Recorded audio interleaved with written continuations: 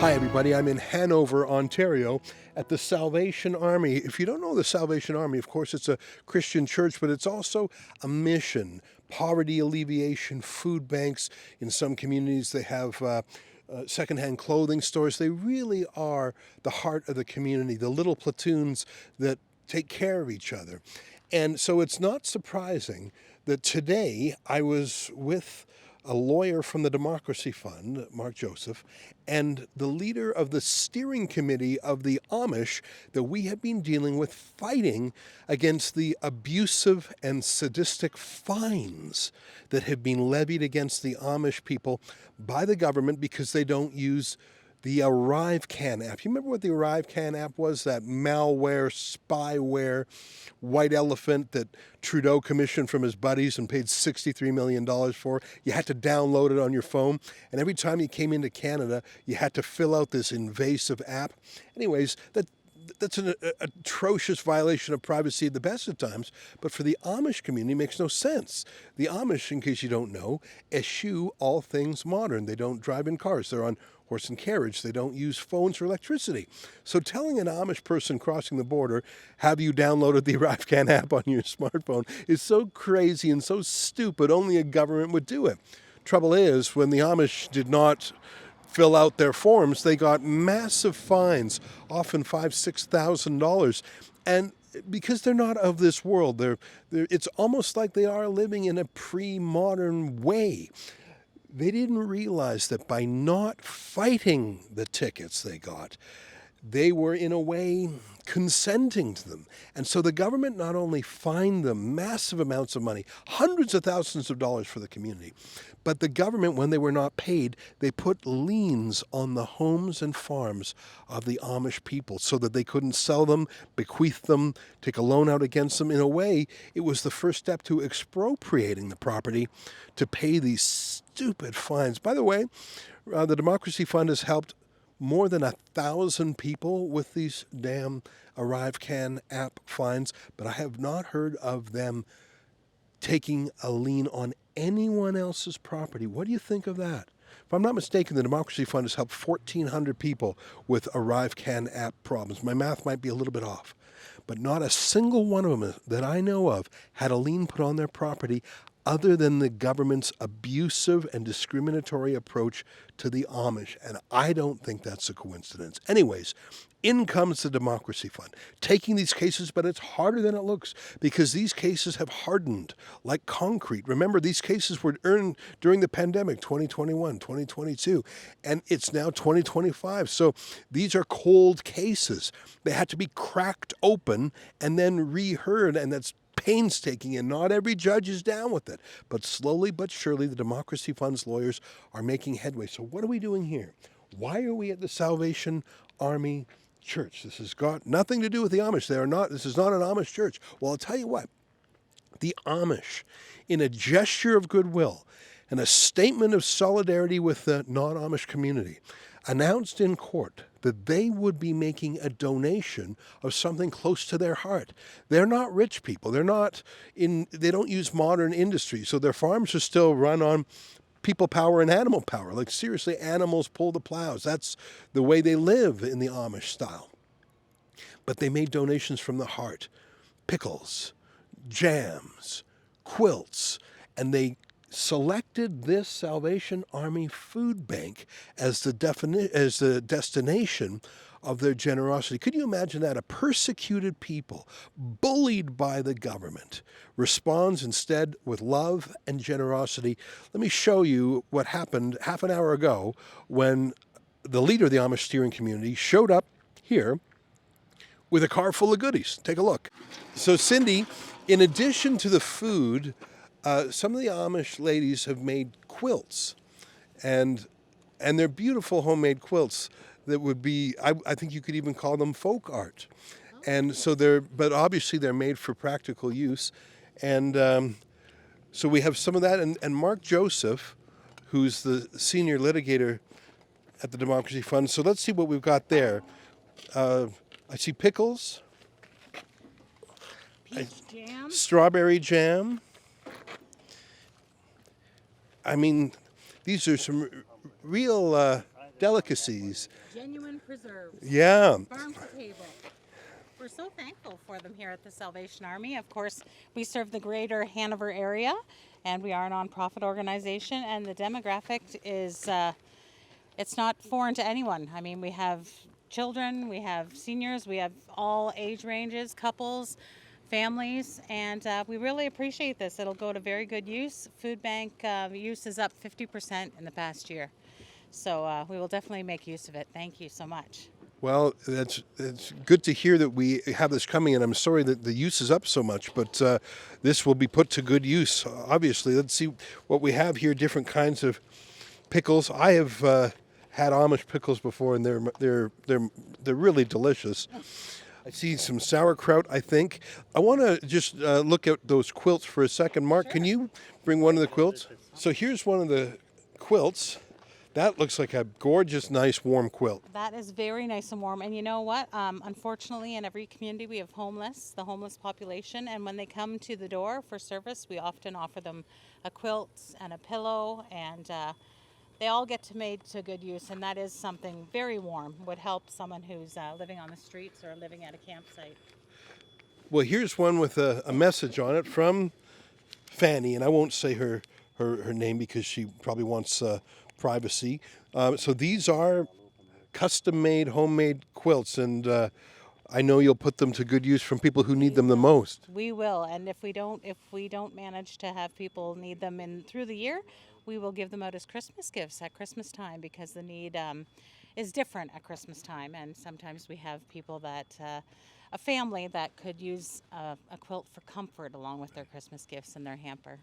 All right, well, let's carefully, Mark, do we have more things in the car, or should we carefully start to wheel this down to the entrance? Yeah. I want to make sure none of those delicious pickles falls off. Here, maybe I'll do something useful. I'll put the mic down and I can carry some... You want to carry those pickles? You know what? I don't want to hijack any of the pickles. Here, I'll handle down. Oh, okay. Perfect. I don't want to go too fast. I don't want to lose any pickles. So, Mark, tell us a little bit about the reason that the Amish community is donating this to the food bank today. Sure. As many of our donors probably know, the Amish ran into some trouble during the pandemic as they crossed the border. They obviously don't have access to technology, and they didn't have smartphones, so they couldn't use the ArriveCan app, and they were ticketed for allegedly failing to comply with the ArriveCan app, and incurred $7,000 tickets sometimes. Those tickets fell into arrears, and sometimes those tickets were translated to liens on property. And obviously that threatened their farms and their way of life, so TDF was able to step in and manage to get those tickets reopened and those liens off the property for the most part. We still have some appeals to do, but in a gesture to the community, the Amish decided to give back and make this donation of food preserves and quilts to the Salvation Army as a demonstration of goodwill. So, if I understand, it's sort of a plea deal to, instead of paying the thousands of dollars in the liens, this is a statement of good faith and goodwill by the Amish, and in return, the liens are removed from their house and there's no fine to be paid. Is that correct? Well, sort of. It wasn't a quid pro quo. It was a gesture. We announced in open court to the Justice of the Peace that the Amish would be making this gesture as a way to demonstrate to the community that they're giving back. Okay, let's take the camera out of here to let them have their privacy. Mark, thank you for working so hard with the Amish. We have a special thanks to the steering committee. The Amish prefer not to be on TV, so we won't show the team. And Cindy of the food bank, thank you for accepting these gifts and putting them to good use. I feel really good about the fact that you're the destination for this. Amazing. Good luck Thank to you you and so your much. team. Okay, bye. Thank you. Bye now. All right, let's let these folks have their privacy. Well, joining me now to talk in a place that's more private, I didn't want to be near the door of the food bank because people are coming and going, and I want them to have some privacy. Some people might not want it to be known that they are in a position where they have to go to the food bank. Anyways, joining me now is Mark Joseph, senior lawyer for the Democracy Fund. Mark, tell us a little bit about how this fits into the big legal battle, because this isn't really a quid pro quo. It's more sort of a statement of the mindset of the Amish, isn't it? Right. So Democracy Fund stepped in to try to help the Amish, and we had some success in getting these tickets reopened. We negotiated with the Crown. Most of them were stayed. Some were given suspended sentences for nominal, so $0. But the Amish still felt that they should make a gesture and give back to the community. And so that translated into the donation you see today for food preserves and the homemade quilts. I want to tell you that I have bought these same things from the Amish before: pickles, jams, apple butter. It's sort of amazing. It's the kind of thing that you always hope you find at a farmer's market. Sometimes the stuff at a farmer's market is actually sort of processed and industrial anyways. It sort of sneaks into the farmer's market. This is the real deal. So obviously, if someone is in a position where they need food from the food bank, they're having a tough time. And I don't want to make light of that at all. But whoever is coming to this food bank in the next few weeks is in for a treat. Some of the quality of the food, farm to fork is the phrase that comes to mind. So what a gift the Amish are doing. And you know what? Not everybody would respond to bitterness and cruelty with generosity. I'm sort of a tit for tat kind of guy, but imagine the Amish being pushed around for years by the government, and their response is the opposite. Their response is to help the community. Right. So one of the issues we had as lawyers was to have our clients agree to fight this. The Amish are very non-confrontational. That's stemming from the biblical beliefs. So that was a bit of a chore for us to let them know that this is something they should do. They should fight these tickets. We felt they were unjust. We felt that we could overturn them, which we did. And then the gesture they made it was quite valuable goods. I mean, every time I visit them, I buy the preserves myself because they're excellent quality stuff. And they decided to make some of that available to the Salvation Army. Yeah, I love the pickles. I just want to explain one thing, and I've explained it before, and maybe I've alluded it to it here. Part of the Amish lifestyle is not to use modern things like a smartphone, but they also don't want to appear on camera, and they don't even want us to say their names. And there's different strictnesses with different Amish communities. There's different denomination or sects of Amish, and so it actually makes it a bit of a challenge to tell the story if I can't show you the people in the story, if I can't interview the people in the story. I can't even say his name, even though it's an awesome name, the head of the Amish steering committee, who's just around the corner. But that's just how it is. We have to tell the story for them. And in so many ways, that's been the essential challenge of this project. How do you fight for someone who's not a fighter? How do you tell the story for someone who is sort of by nature shy? How do you crowdfund for people who are not online?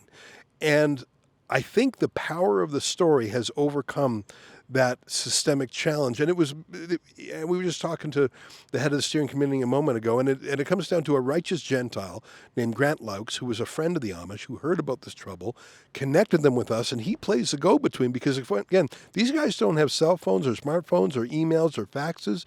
So even just the logistics, it actually fell to a friend of the Amish named Grant, who knew about Rebel and knew about Democracy Fund. So it's actually, you could say, if you were a believer, you would say this was sort of a miracle, the way this came together, because the Amish would have suffered in silence. Right. I mean, the elders, I've heard it described that they felt that they'd leave it in the hands of God. And as you described, it just so happens that someone got in touch with the Democracy Fund, Grant. He's been a great go-between, and then we had to arrange the logistics going back and forth. There's no phone available for the clients. Usually it's an email, it's a phone call for lawyers, but we had to drive up and drive back and arrange for. So that was a challenge, but we didn't complain about it. But we just had to overcome that because, of course, their lifestyle is, you have to respect it. There's a saying, pray like it all depends on God, work like it all depends on you. And I think it was maybe a combination of those two things. Anyways, a successful and interesting day. I think it made the day of the folks here in Hanover at the Salvation Army. They were very happy to receive our stuff. And now I'm back to the big city. I came out here with our videographer, Maurizio, and we love to tell this story, and we're so grateful for the Democracy Fund. There's a lot of civil liberties groups in Canada. I find it, well, I won't say surprising, because I'm not surprised by it anymore. So few of them would would lift a finger for this. The Canadian Civil Liberties Association. In fact, it's not just other public interest lawyers who ignore it, but so-called progressives. This is a shocking story. It looks like it's going to have a happy ending, but because the Amish are Christian, that's my theory, it has been thrown down the memory hole and no one is talking about it. But if you are someone who has supported the Democracy Fund or Rebel News, this slow turnaround to victory is yours. And let me close by saying, if you want to chip in to help the Democracy Fund, which has obviously not been charging these Amish folks, you can go to a special website called helptheamish.com. You can make a donation there and you'll get a charitable tax receipt, by the way.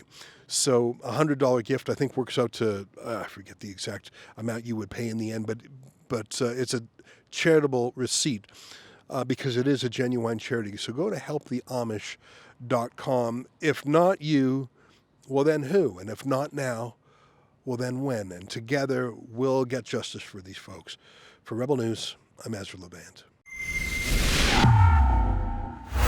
I'm out here in Hanover, Ontario, with an interesting wrinkle in the Amish story. To learn more, go to helptheamish.com and you can actually chip in to help them fight back.